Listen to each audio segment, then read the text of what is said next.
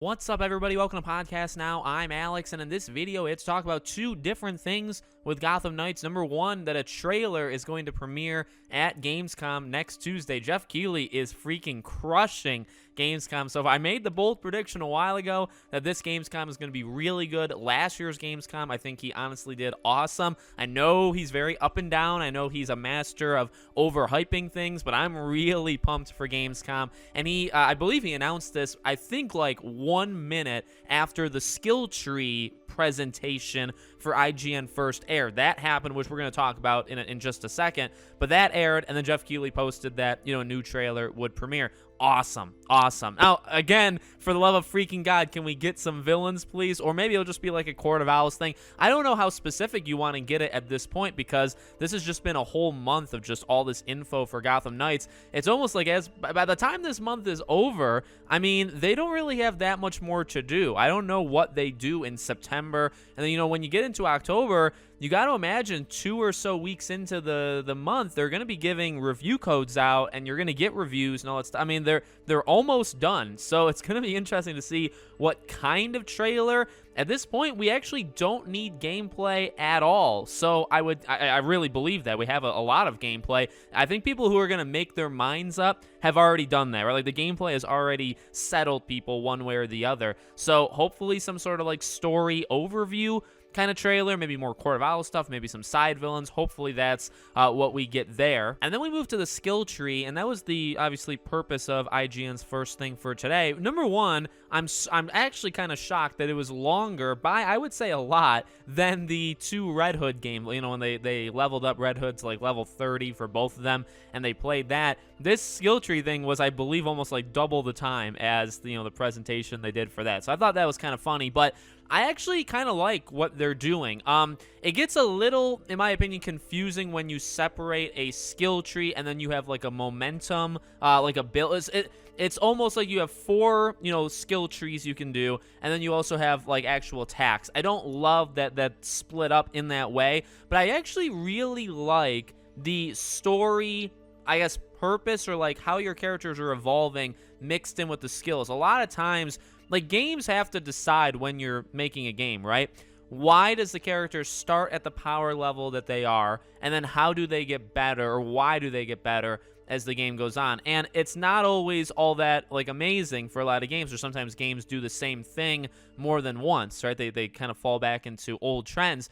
For this, I actually really think it makes sense that, well, number one, you're picking kind of the speciality that your character can do, whether it's like a brawler or like a long-range thing, or they showed that for Red Hood. So you have that, but then you also have the fact that your character does start as like an apprentice, and with Batman gone, like, you have to be, and they said that at the very beginning of the video today, where it's like by the end of the game, you're basically going to be overachieving. You're going to be taking your character and raising them past what you would expect of them, because you kind of need to do that, because they're the new, like, savior and protector of Gotham, right? So I actually really, like, and whether or not that actually makes a difference, it's a small little thing that I do appreciate, that the story elements kind of match, you know what I mean? Like, they start not very strong because they're learning, and then they're forced to elevate their game because they don't have anybody else, right? And so it makes sense that you'd be learning, on the fly and getting better and better. I don't know how I feel about, because they did kind of stress this,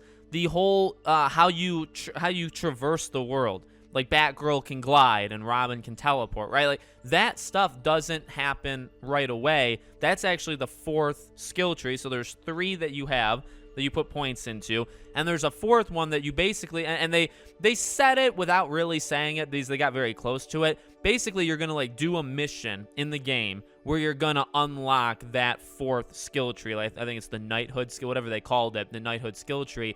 And then you have to do challenges around the world or challenges, I guess, for your character to unlock that. The momentum one is challenges around the world. So they're both challenges, but they're slightly different. Again, I don't love that because it's kind of confusing, or it's too kind of close together in my opinion, but I'm not sure how I feel about that. In that, I guess when the game first starts, like, you'll be able to go around on your motorcycle, and you'll be able to grapple, but you're not going to be able to, say with Batgirl, glide, like, from the start. You're going to have to get to a specific story beat, and then you'll learn that you can glide. and same thing for any of the characters. So, I mean, maybe again that makes sense, and that could make sense for the reason but like, so Batgirl couldn't glide under Batman as like an apprentice. He never taught her how to glide, and then she has to learn how to glide when he's dead. So like, I don't like that actually almost at all. The more I talk about it, the more I think that's actually kind of stupid. But besides that, I actually have a lot of good things to say. I'm impressed by it. And one also final interesting thing that Jeff Eleanor said towards the end is basically you're not going to unlock. Well, again, the way he said it, he has a way with words that I don't know how much I love, but the way he said it was, if you go about this game as like a normal game. But the way he said normal, to me, comes across like, well, most normal people don't do everything in the game, right? A normal person probably doesn't do every single activity there is to do in the game. They kind of skip around. Obviously, they do the main stuff, and then maybe they'll pick and choose. But then when he described what quote-unquote normal means, he said like you would do the side villains as well. So I don't really know what that's supposed to say.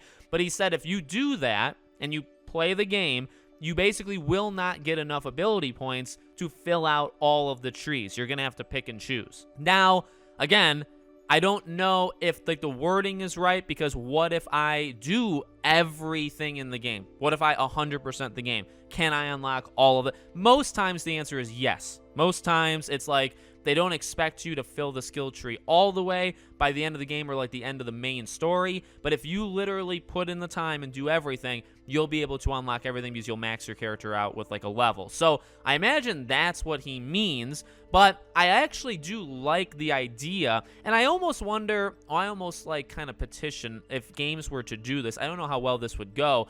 But, you know, the idea of a skill tree and, like, you actually have to pick what you want to do, right? Like, skill tree being so big and there's different categories, and that's what I mean, it's not even that big. The skill trees are not that big, but they're very specific for play styles. And I like the idea where it's like you're not going to be able to do all of them. You kind of have to pick and choose what you want to do, and then if you want to go all the way.